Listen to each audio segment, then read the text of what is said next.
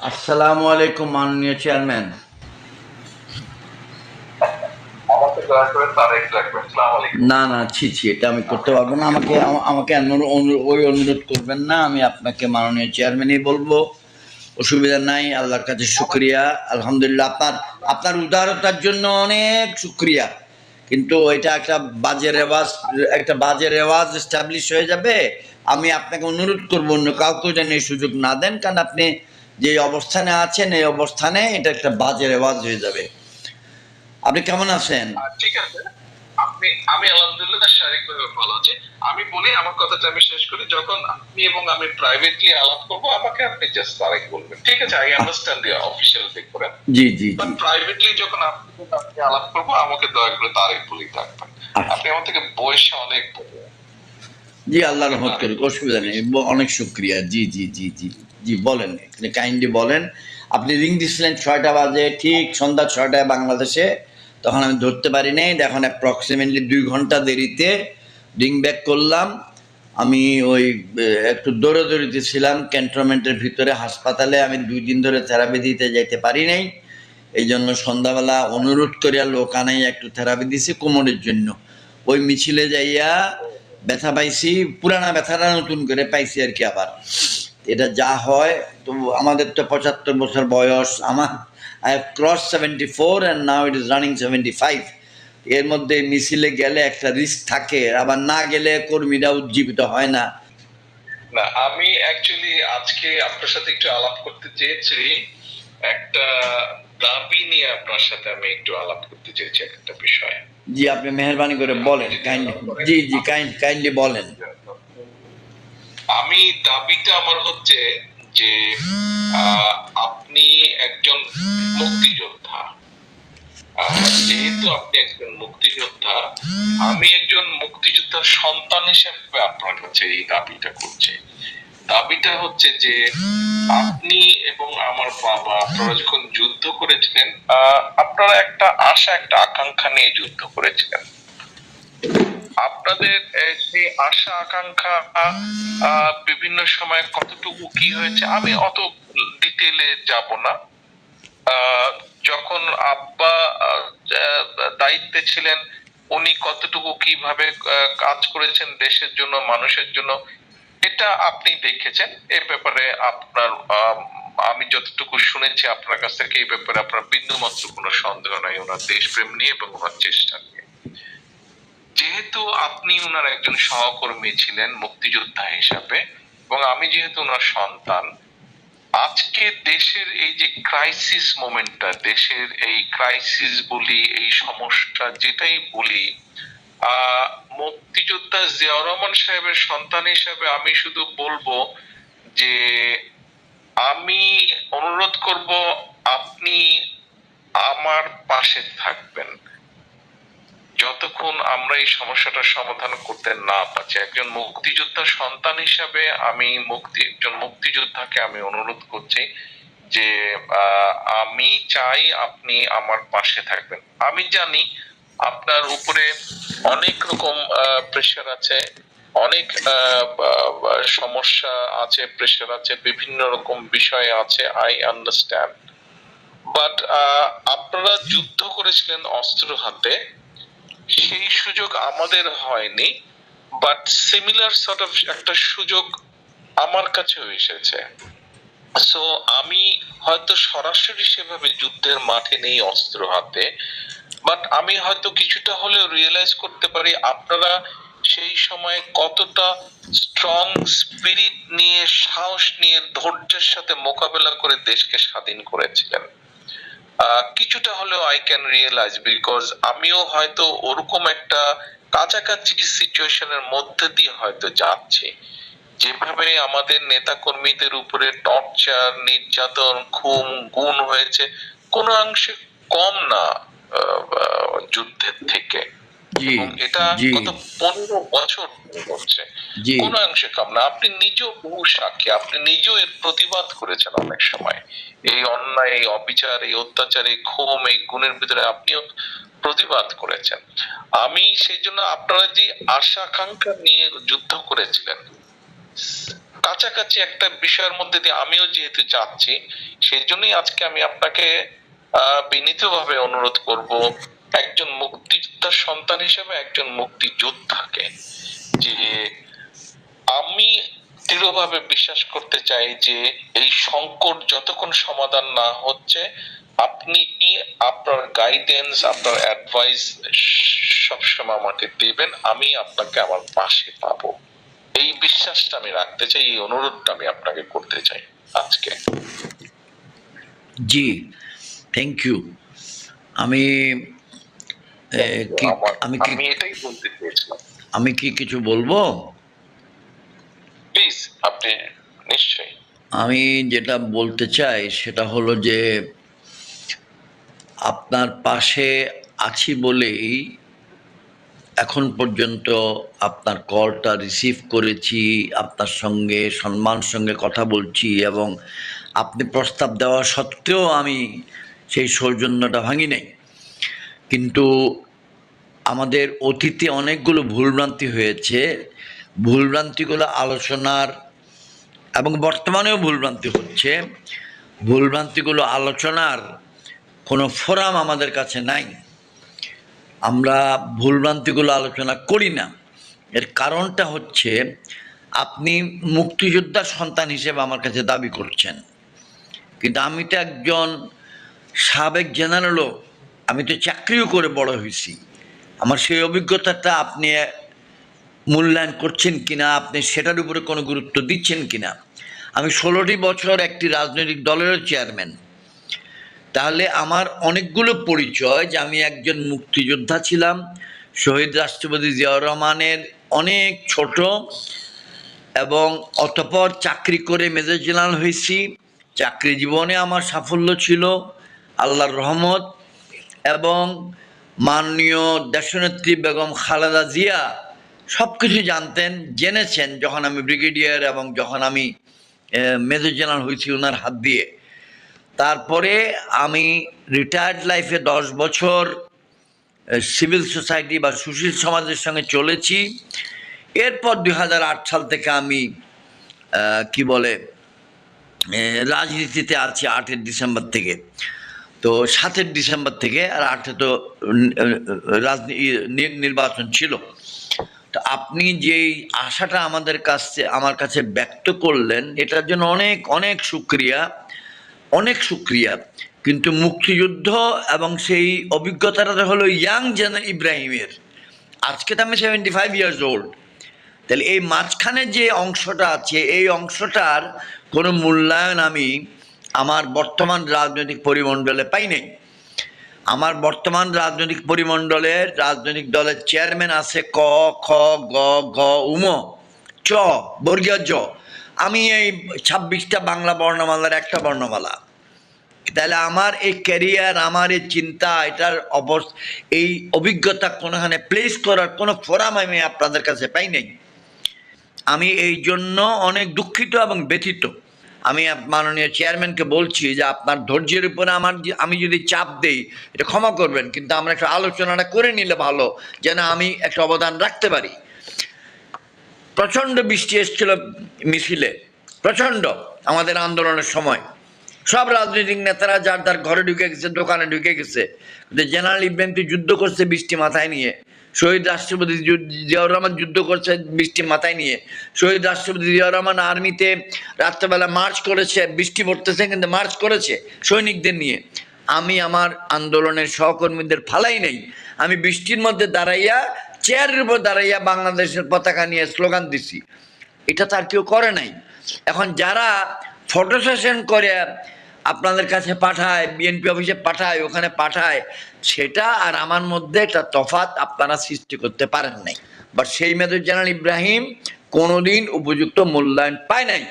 এখন থেকে 3-4 মাস আগে আমি আপনাকে 9 বার ফোন করছি আপনার সহকারী একজনের নম্বরে। I gave him 9 calls at different times. He never responded back. গত 5-9-7-8 মাসে কামাল সাহেবের প্রেতাত্মা, জাতীয় ঐক্যফ্রন্টের নেতা ছিলেন কামাল সাহেব, কামাল সাহেবের প্রেতাত্মা আমাদের মধ্যে এখনো ঘুরছে। জাতীয় ঐক্যফ্রন্টের অন্যতম শরিক ছিলেন জাতীয় সমাজতান্ত্রিক দল জাসদের নেতা জনাব আব্দুর রব এখনো ঘুরছেন।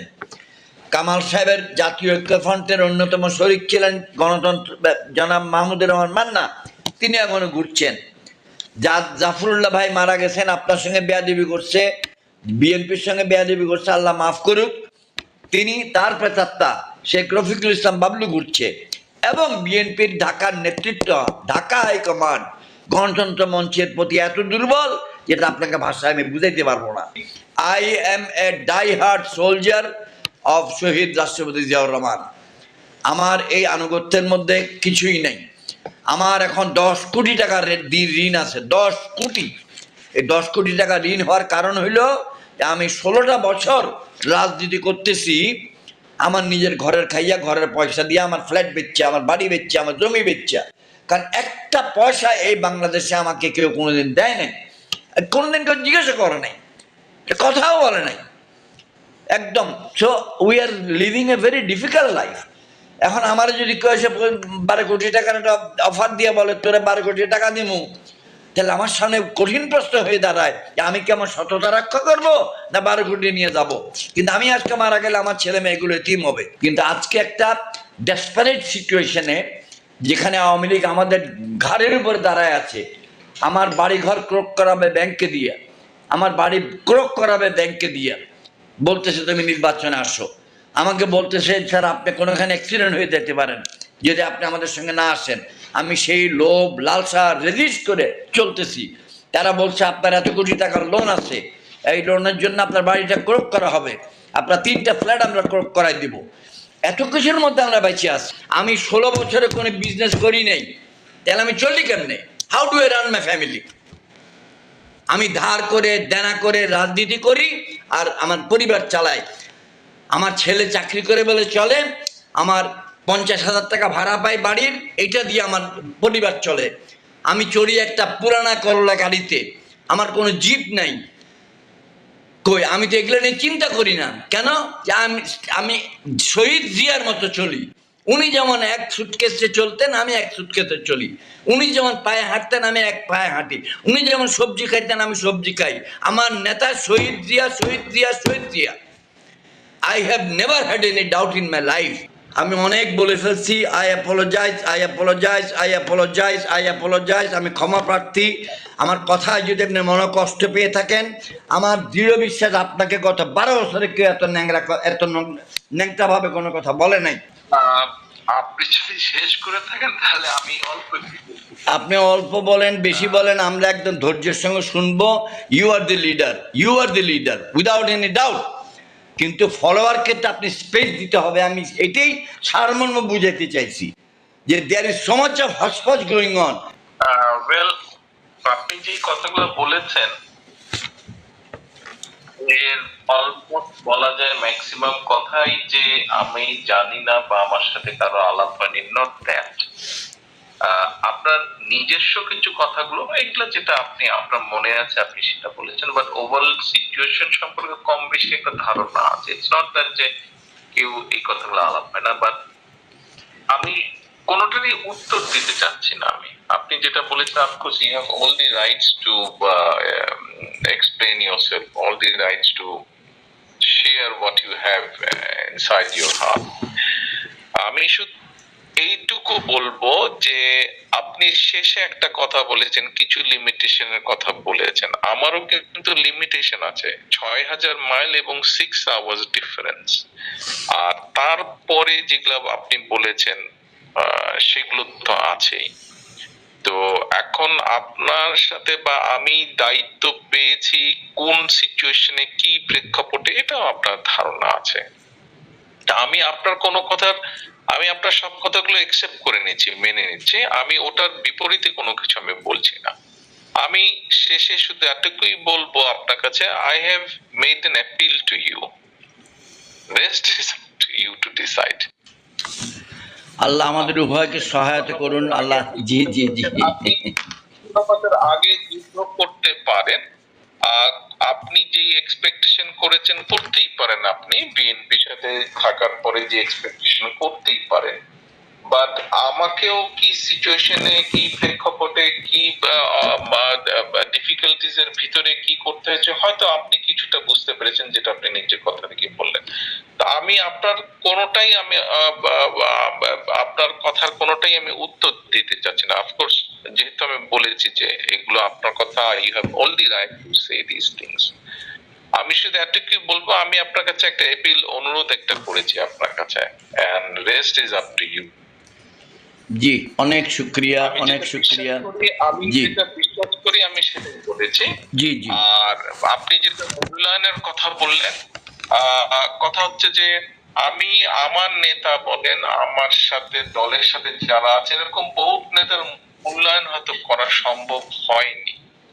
ভবিষ্যতে যদি আল্লাহ চায় তো ইনশাল্লাহ আমার দলের যদি কোনো সুযোগ আসে, তখন I will be able to show people যে আমি কিভাবে সম্মানিত ব্যক্তি যারা, তাদেরকে কিভাবে মূল্যায়নের চেষ্টা করি বা করতে পারি। সেটা তো আমি এখন বলেও লাভ হবে না, because I can't show you now that. আর আপনি যেটা বললেন আপনার পার্সোনাল কিছু বিষয়ের কথা, যে লোন আছে, এই আছে, ওই আছে, বা ওরা গিয়ে কি করছে, হ্যাঁ সেটা করছে, সেটা শুধু আপনি একা না, সেটা অনেকেই করছে। তারা যাকে যাকে প্রয়োজন মনে হচ্ছে, যাকে যাকে সম্ভব হচ্ছে, সবাইকে তারা করছে। আমাদের দলের লোকজন হোক, সেটা অন্য লোকজন না হোক, সমর্থক হোক, তাদেরকেই করছে। এটা তারা সবার সাথেই করছে। আপনার তো বাড়ি আছে, সেটা নিয়ে নেবে। আমার তো বাড়ি অলরেডি ভেঙে চুরে শেষ করে দিয়েছে। আমার তো ঢাকা শহরে থাকার জায়গা নাই। ঢাকা শহরে এই মুহূর্তে, আমি জানি না আপনি এটা আপনি জানেন কিনা বা বিশ্বাস করবেন কিনা, ঢাকা শহরে আমার কোনো জমি নেই, আমার কোনো বাড়ি নেই, আমার কোনো অ্যাপার্টমেন্ট নেই ঢাকা শহরে। আমার জমি থাকার মধ্যে বগুড়া শহর না, শহর থেকে প্রায় 10 কিলোমিটার 12 কিলোমিটার দূরে আমার একটা 6 বিঘা জমি আছে। পৃথিবীর আর কোথাও কোনো আমার জমি নেই, কোনো বাড়ি নেই, কোনো অ্যাপার্টমেন্ট নেই আমার। এতটুকু আমি বলতে পারি আপনাকে। তো এটা আমি কথা আসলো বলে আমি কথা বললাম, জি জি জি আলোচনার বিষয় জি এটা জি না। জি জি জি জি আলোচনার বিষয় হলো আপনি একটা অ্যাপিল করেছেন এবং আপনি আমার উপর ছেড়ে দিয়েছেন বিবেচনার জন্য। I am grateful to you. এখন আমাদেরকে মেহরবানি করে একটু হালকা, একটু একটু মাথা ঠান্ডা, আমি আমারটা আগে ঠান্ডা করে নিই, তারপর আপনাকে অ্যাপিল করি যে আন্দোলন আমাদের ভবিষ্যৎ নিয়ে একটু আশা ভরসা দেন। আমি ইব্রাহিম ভাই, আমি যেটা বলছি যে হ্যাঁ, আপনি যেটা বলছেন হরতালের যে চিত্র আপনি দিয়েছেন, আমি আপনার সাথে ডিসএগ্রি করব না। আজকের হরতাল খুবই খারাপ হয়েছে নেবে, বাট এটাও তো আমাদেরকে বুঝতে হবে যে গভর্নমেন্ট যেইভাবে পুলিশ, র্যাব, মিডিয়া সবকিছু দিয়ে যেইভাবে টর্চার করছে, এভরিডে আমাদের মানুষজন গ্রেফতার করছে। আমার ঢাকা দক্ষিণ থেকে বাইনাও প্রায় 700-র মতন নেতা কর্মী গ্রেফতার করেছে। উত্তরেও কম বেশি এইরকম অবস্থা হয়েছে, তারপরে পিটাচ্ছে, মারছে। এর পরেও যে মানুষগুলো বের হয়ে, এর পরেও যে আপনারা বের হচ্ছেন, করছেন, আহ এইটাও অনেক বড় আমি মনে করি। এবং এইটা কিন্তু আজকে থেকে না, আপনি নিজেই বললেন গত 16 বছর ধরে, গত 15-16 বছর ধরে, গত 15-16 বছর ধরে, 17 বছর 111 থেকে বেসিক্যালি শুরু হয়েছে বিএনপির নেতা কর্মীদের উপরে যে টর্চারটা শুরু হয়েছে। এটা সাক্ষী তো আপনি নিজেই, দেশ গ্রামে তো আপনি যাচ্ছেন, দেখছেন আপনি। তো এখন পুরো স্টেট মেশিনারি, আমি যদি বলি এই যে আপনাকে যারা প্রেসার দিয়েছে, আপনাকে যারা এসে বলেছে, এদের কাজ তো এইটা না। এদের কাজ হচ্ছে স্টেটের ওয়েলবিং দেখা, কিন্তু এরা এখন কি করছে, এরা পলিটিক্যাল পার্টি ফর্ম করার চেষ্টা করছে ফর দেয়ার পারপাসই বলবো আমি। তো পলিটিক্যাল পার্টি ফর্ম করছে। এদের কাজ হচ্ছে কি, এদের কাজ হচ্ছে বিএনপি বা বিএনপির অ্যালায়েন্স আপনারা যারা আছেন তাদেরকে ভয় ভীতি দেখানো। এদের কাজ হচ্ছে বিএনপির নেতাদের কার কোথায় কি প্রবলেম আছে সেটা বের করে তাকে বিপদে ফেলা, টপ টু বটম, প্রত্যেকটা ইচ এন্ড ইন্ডিভিজুয়াল, প্রত্যেকটা নেতা কর্মী সমর্থক সবার ক্ষেত্রে। তো একটা জিনিস আপনি চিন্তা করে দেখেন ইব্রাহিম ভাই, হাসিনা আসার আগে 2 বছর তো কম বেশি হয়েছে, হাসিনা আসার পর থেকে পুরা স্টেট মেশিনারি আপনি ডিজিএফআই বলেন, এসবি বলেন, ডিবি বলেন, এনএসআই বলেন, if there are any other organization সেটা বলেন, র্যাব বলেন, পুলিশ বলেন, ইনকাম ট্যাক্স বলেন, জুডিশিয়ারি বলেন, you name any government department, election commission বলেন, দুদক বলেন, এনি, এটা তো কেউ দেশের কোনো কাজ করছে না। তো ওদের একটাই কাজ গত 15 বছর যাবত ওরা করছে, যে কিভাবে অপোজিশন, এবং ইট ইজ অনলি বিএনপি বা বিএনপির সাথে যারা আছে এদেরকে ক্র্যাশ করে দেওয়া যায়, একটাই কাজ করছে। তো আপনারা সকলে মিলে গত 15 বছর ধরে আপনারা স্টেট মিশনের বিরুদ্ধে যুদ্ধই করছেন। আমি তখন বলেছিলাম একটা কথা, যে যুদ্ধ থেকে কম কিছু না। আপনি জিয়াউর রহমান সাহেব সহ আপনারা যারা 71 সালে যুদ্ধ করেছিলেন, এখন যেই 15 বছর ধরে হচ্ছে, সেটা কিন্তু যুদ্ধ থেকে কম কিছু না। আপনি ওই দিন 28 তারিখের মিছিলে যা সমাবেশের সময় যা হয়েছে, গভর্নমেন্ট যা করেছে স্টেট মিশনারি, কোনোটাই যুদ্ধের থেকে কম কিছু না। তো এই জিনিস তো শুধু 28 তারিখে হয়নি, 28 তারিখে আগে 10ই ডিসেম্বর হয়েছে, তার আগে বিভিন্ন সময় বিভিন্ন প্রেক্ষাপট হয়েছে। তো এটা তো হয়েই যাচ্ছে কন্টিনিউয়াস প্রসেস। এবং আমার খালি হাতের নেতা কর্মীরা, দেশ গ্রামের নেতা কর্মীরা ছাত্র দল করে, যুব দল করে, ঢাকা শহরে থানায় থাকে, কি বা তাদের ব্যাকআপ, ফাইন্যান্সিয়াল ব্যাকআপ বলেন, এডুকেশন ব্যাকআপ বলেন, ইন্টেলেকচুয়াল সাপোর্ট বলেন, কি বা তাদের কি একটা বিশ্বাসের বসে তারা গভর্নমেন্টের আর্মস ফোর্স, মানে ফায়ার আর্মস এর এগেইনস্টে, গভর্নমেন্টের জুডিশিয়ারির এগেইনস্টে ইকুইপড, ওয়েল ইকুইপড, একদম ট্রেইনড লোকজনের সাথে তারা যুদ্ধ করছে, যাদের যুদ্ধ করার কথা না তাদের সাথে যারা যুদ্ধ করে টিকে আছে। ঢাকা শহরে আপনি 100 কদম যাবেন, এক জায়গায় র্যাব বসে পাহারা দিচ্ছে, আরেক 100 কদম যাবেন পুলিশ বসে পাহারা দিচ্ছে, আরেক 100 কদম। এবং এখন কি হয়েছে, যুবলীগ ছাত্র এগুলা বাড়ি বাড়ি ঘরে ঘরে গিয়ে নিয়ে এসে ধরে ধরে দিয়ে দিচ্ছে পুলিশের হাতে, এবং দেবার আগে রীতিমতন ফিজিক্যালি টর্চার করছে রীতিমতন, তারপরে দিয়ে দিচ্ছে। তো এই পুরা জিনিসের এগেনস্টে আপনি যদি মনে করেন 2,40,00,000 লোক যেই শহরে বাস করে সেখানে একদম স্ট্যান্ড স্টিল থাকবে হরতাল, প্রত্যেকটা হরতালে, এটা তো মনে হয় ইমপ্র্যাকটিক্যাল। এই প্রেক্ষাপটে আমাদের সামনে একটি আলোকবর্তিকা হলো আপনি, because you are our leader. আপনি আছেন সেই জায়গায় শত কষ্টের মধ্যেও, আপনি একটু আমাদেরকে এই জায়গাটাতে একটু একটু গাইডেন্স দেন। ইব্রাহিম ভাই, আমি আলোক পত্রিকা না, দিস ইজ ভেরি রং। আমি আলোক পত্রিকা না, আমাকে এইভাবে, মানে এইভাবে আমার কাঁধে সবকিছু ফেলে দেওয়া তো ঠিক না। আপনারা ওখানে আছেন, আলোক পত্রিকা আমরা সকলে, আলোক পত্রিকা পত্রিকা বাংলাদেশের মানুষ, এতটুকু নিশ্চয়ই আপনি বোঝেন যে এই মুহূর্তে বাংলাদেশের মানুষ, সাধারণ মানুষ ওইভাবে বের হয় না। যুদ্ধের সময় আপনারা যুদ্ধ করেছেন, গতকালকে আমি অলি আহমেদ সাহেবের সাথে আলাপ করছিলাম, কথায় কথায় একটি কথা বললাম আমি, যে আপনারা যখন যুদ্ধ করেছেন তখন তো দেশের জনসংখ্যা ছিল নিয়ার অ্যাবাউট 7 crore, 7 কোটির মতন ছিল, প্লাস মাইনাস।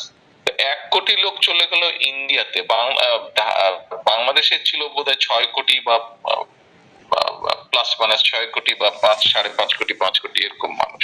যুদ্ধ করেছে কত, 1 থেকে 1.5 লক্ষ মানুষ। অলি সাহেব সাথে সাথে বললেন নো, নট মোর দেন 50,000 মানুষ, ম্যাক্সিমাম 50,000, তাও হয়তো বেশি হবে, মানুষ যুদ্ধ করেছে। উনি 50,000 কথাটা বললেন। আমি বললাম যে সরাসরি বা ডাইরেক্টলি ইনডাইরেক্টলি হয়তো 1 থেকে 1.5 লক্ষ মানুষ যুদ্ধ করেছে।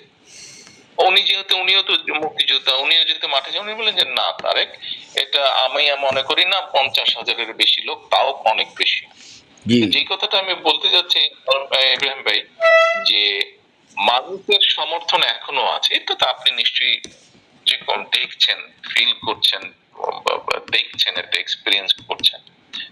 আন্দোলন সবাই করে না, আন্দোলন কম মানুষই করে, কিন্তু যখন বিজয়ের দ্বার প্রান্তে চলে আসে তখন লক্ষ কোটি মানুষ বেরিয়ে আসে।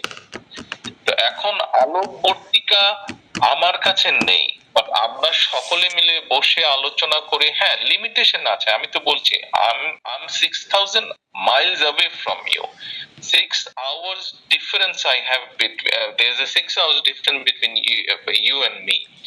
কাজী তারপরে যে লিমিটেশন গুলো আছে পুরা স্টেট ক্রাফটের বিরুদ্ধে, স্টেট এর যেই শক্তি সেটার বিরুদ্ধে আমাদেরকে দাঁড়াতে হচ্ছে, যুদ্ধ করতে হচ্ছে। শুধু কি, শুধুমাত্র সাধারণ মানুষের সমর্থনের উপরে। কতগুলা আপনার জাস্ট সিম্পল পলিটিক্যাল অ্যাক্টিভিস্ট, তারা দাঁড়াচ্ছে ট্রেন ফোর্সের ভিতরে। ডিজিএফআই, এনএসআই, ডিবি, এসবি, এগুলো কি জিনিস না আপনি ভালো করে জানেন, আপনি আর্মিতে ছিলেন। তো এখন আলোকবর্তিকা আমাদের সকলকে মিলে, আমরা আলোকবর্তিকা, আমি একা আলোকবর্তিকা না। আমি যতটুকু পেরেছি 5 বছরে এই এই যে ম্যাডামকে অ্যারেস্ট করার পরে কি সিচুয়েশনের মধ্যে ছিল পুরো দলটা, সেখান থেকে যতটুকু পেরেছি আমি চেষ্টা করেছি সবার সাথে কম বেশি কথা বলে জায়গায় আসতে, একটা জায়গায় আসতে। এখন দেশে এই সিচুয়েশনটা আছে, আপনি আন্তর্জাতিক যেটা বললেন, ওরা তো আর বলবে না, ওরা তো আর বলবে না যে ওরা কি করছে, ওরা আলোচনা করছে, ওরা কিছু বলবে। এখন আপনাকে আমাকে ডাইরেক্টলি ওরা বলবে না, প্ল্যানস, এতটুকু আমি জানি যে they have their own plans, এতটুকু তারা বলে। তারা বলে যে আমরা মনে করি সামনের দিনে ডেমোক্রেটিক শক্তি দেশ বাংলাদেশকে পরিচালনা করবে, এইভাবে তারা কথা বলে। তারা তো আর বলে না যে আমরা অমুক তারিখে এটা করব, তমুক তারিখে এটা করব, তারপরের তারিখে ওটা করব। এটা তো বলবে না, এটা আপনি নিজেও বুঝেন। আপনি থাকলে কি আপনি বলতেন? আপনিও বলতেন না। তো এখন বিষয়টা হচ্ছে এটা, হরতাল অবরোধ কতটুকু কি হবে বলতে পারি না। শেখ মুজিব সম্পর্কে এত বড় কথা বলে, শেখ মুজিবও তো যদি আমরা ধরেও নেই শেখ মুজিবের পুরো কৃতিত্ব, তারপরে তো হি টুক 24 years to bring Bangladesh out from Pakistan. আমরা যদি ধরি, দেখেন গান্ধীরও 20 বছর সময় লেগেছে। তো এরকমই হয়েছিল, আন্দোলন তো এভাবেই হবে, আস্তে আস্তে পিপলস উইন এরকমই হবে, পিপল এইভাবেই তো উইন করবে। আমি আমার ক্ষুদ্র এক্সপিরিয়েন্স থেকে, আপনার বয়স আমার থেকে অনেক বেশি, আপনার এক্সপিরিয়েন্স বেশি, আপনার জানার পরিধিও আমার থেকে বেশি, আমি আমার অবস্থান থেকে যতটুকু দেখেছি, একটা রাজনৈতিক দল এর বেশি কি করবে? আপনি নিজেও তো বললেন, বিভিন্ন জায়গায় আপনি বলেছেন যে সিভিল পলিটিক্যাল অ্যাক্টিভিস্ট এই ট্রেন ফোর্স এগেইনস্ট এরকম একটা একটা এরকম ডিক্টেটরের বিরুদ্ধে কিভাবে করবে? এভাবেই যেতে হবে আমাদেরকে। আমরা যেহেতু শান্তিপূর্ণ ভাবে বা ডেমোক্রেটিক ওয়েতে বিশ্বাস করি, আমাদের সাথে এভাবেই যেতে হবে। পৃথিবীর অন্য দেশেও তো এইভাবেই হয়, যেসব দেশ কম বেশি একসময় ডেমোক্রেসি ছিল, তারপরে আবার ডিক্টেটর এসেছে, তারপরে আবার মুক্ত হয়েছে, ডিক্টেটর মুক্ত। আমি এটাই আমি এক্সপিরিয়েন্স করি। তো লিমিটেশন আছে, আমার লিমিটেশন আছে, আমার দলের বহু লিমিটেশন আছে, এটা আমি পাবলিকলি পর্যন্ত অ্যাড্রেস করেছি। 2 দিন আগে আমি একটা বক্তব্য রেখেছিলাম, সেখানে পাবলিকলি আমি বলেছি ইয়েস লিমিটেশনস আছে। আমি জোটের নেতাই হোক, আমার দলের নেতা হোক, অনেক সময় অনেককে মূল্যায়ন করতে পারিনি, করা যায়নি। এটা তার দোষ না, এটা দলের লিমিটেশনের কারণে, আমাদের বিভিন্ন লিমিটেশনের কারণে করা যায়। এখন বিষয় এটাই, একটাই কথা, মানে আপনাকে যে অ্যাপিলটা আমি করেছি, এই অ্যাপিলটা যদি আপনি আমার রাখেন, এটাই হচ্ছে আমাদের সকলের স্ট্রেংথ। আমরা শত বাধা বিঘ্ন, সেটা তো ম্যাডামও যদি বলতেন যে ঠিক আছে তুমি নতুন থাকো, আমি রাজনীতি করবো না, আমি আমার ছেলে মেয়ের কাছে চলে যাই, তাহলে হয়তো ওনাকে জেলে আটকাতো না, তাহলে হতো না। উনি কয়দিন আর বাঁচবেন আমি জানি না, আল্লাহ জানে, একমাত্র হায়াত মত আল্লাহর হাতে। তো এখন বিষয় হচ্ছে যে উনি একটা কি মেডিকেল সিচুয়েশনের মধ্যে আছেন, আলহামদুলিল্লাহ আছেন, খুব ভালো আছেন বলবো না, আলহামদুলিল্লাহ আছেন। তো এখন চাইলে তো উনিও চলে আসতে পারতেন, but she did not abandon her country neither her people. উনি জানেন কি কনসিকুয়েন্সেস হতে পারে, সেটা মেনে নিয়ে উনি লড়ে যাচ্ছেন। উনি ওই অবস্থার মধ্যেও লড়ে যাচ্ছেন, 2জন মানুষ লাগে ওনাকে হয়তো হেল্প করার জন্য, কিন্তু তারপরেও উনি তো বলেননি, উনি তো কোনো খবর পাঠাননি যে ঠিক আছে তোমরা তোমাদের মতন করো, আমি চলে যাই, তাহলে বলেননি। উনি বিছানায় শুয়ে থেকে উনি যুদ্ধ করছেন। তো উনি যে ওনার ঘর বাড়ি সংসার family everything has been dead. একজন মহিলা উনি যদি যুদ্ধ করতে পারেন, প্রতিবাদটা শুয়ে থেকে চুপ থাকা, এটাও এক কাইন্ড অফ যুদ্ধ করা, আন্দোলন করা। তো উনি যদি এইটা করতে পারেন, আমরা সকলে তার থেকে বেশি কেন করতে পারবো না? এটাই আমার আপনার কাছে অ্যাপিল ছিল। আপনি আমার থেকে বয়সে মুরব্বী, আপনি আমার থেকে এক্সপিরিয়েন্স মানুষ। Maybe you are going through lot of pressure, lot of problem. I understand that. এবং to be honest, যদি frankly বলতে বলেন, হ্যাঁ, আমি এই কারণেই আপনাকে আজকে ফোন করেছি যে আমি রিয়েলাইজ করি, এবং আপনি যেটা বললেন যে আপনি আমাকে ফোন করেছিলেন, maybe I have miss that, somehow একটা কোনো মিসকমিউনিকেশন হয়েছে। I am very sorry, please accept my apologies. But আমিও কিসের ভিতর দিয়ে এভরিডে যাই, কিসের ভিতর দিয়ে এভরিডে যাই, নিশ্চয়ই আপনি রিয়েলাইজ করতে পারবেন। আমি সেটা বলে আপনাকে বিরক্ত করতে চাই না। আমি লাস্ট কথা একটাই বলবো, আই মেড এন অ্যাপিল। যেভাবে হোক আমি ইমোশনাল বলছি, একজন মুক্তিযোদ্ধার কাছে মুক্তিযোদ্ধার সন্তান হিসেবে অ্যাপিল করেছি। ছোট ভাই হিসাবে আমি আপনাকে অ্যাপিল করতে পারি, বয়সে আপনি আমার থেকে অনেক বড়। যেভাবেই হোক আমি একজন মানুষ হিসেবে আপনার কাছে অ্যাপিল করেছি, আমার বিশ্বাসের শক্তিতে আমি আপনার কাছে অ্যাপিল করেছি। Rest is up to you Ibrahim ভাই। আপনার কোনো অভিযোগের জবাব দিব না। না, আমি থ্যাংক আমার ইউ। অবস্থান থেকে জি আমার জি ডিফারেন্স দিই। আমি চেষ্টা করছি এত দূর থেকে, টাইম ডিফারেন্স, ল্যান্ড মানে ডিস্টেন্স সবকিছু মিলে আই এম ট্রাই। সবাই আমার কাছে সব কথা বলে না, এই কথাটা সত্য আবার সত্য না। বিভিন্ন জন বিভিন্ন রকমের মতন করেই কথা বলে।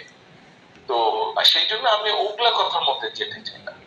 আপনি কিছু বললেন, আমি আমার মনের কথা কিছু বললাম, যাতে আমি বোঝাতে পারি আপনাকে, সেটাই, সেই কথাগুলো আমি তুলে দিলাম। আপনার কোনো প্রশ্নের মানে অভিযোগের আমি জবাব দিতে চাইনি। জি সেটা জি বেয়াদবি জি হবে, সেটা না আমি না করতে থ্যাংক ইউ চাই, থ্যাংক সেটা ইউ কারণ না no no no mention thank you so grateful for the discussion and the time you have given আলহামদুলিল্লাহ আল্লাহর কাছে অনেক শুকরিয়া আপনার জন্য দোয়া থাকলো শ্রদ্ধা থাকলো আবার যোগাযোগ হবে ইনশাআল্লাহ